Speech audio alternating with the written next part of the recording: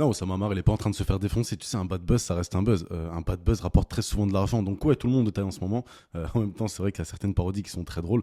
C'est vrai qu'il enjolive parfois ses histoires et que ça frise parfois le mytho. Mais c'est vrai aussi qu'Oussama Ammar, c'est un putain d'entrepreneur. D'accord? Même si parfois il raconte de la merde d'un point de vue historique, que parfois il tire des conclusions qui peuvent être à côté de la plaque, si t'es un entrepreneur, ben, t'as beaucoup de conseils à prendre de lui. Et si tu te concentres sur ce qu'on dit de lui, ben, tu vas passer à côté de ça. Et tu sais, souvent, le problème des gens, ben, c'est qu'ils vont bouffer à tous leurs ateliers. À l'époque de The Family, Oussama, c'était un génie, il était trop fort, fallait boire ses paroles, fallait surtout pas le contredire. Ensuite, quand il y a eu le scandale sur l'argent détourné, ben, c'était un enfoiré, c'était un traître qui était parti avec la caisse, etc. Et maintenant, c'est un mytho qui a jamais rien fait et qui a aucune compétence. Les gens vont même le tacler sur son physique. Donc, ce que je veux dire, en fait, ben, c'est que Oussama, c'est probablement tout ça en même temps. Ok, c'est la vérité. Mais d'un côté, j'en ai rien à foutre de ce qu'il fait ou ne fait pas. Ce qui est important pour moi, c'est comment ce qu'il dit peut être pertinent pour moi.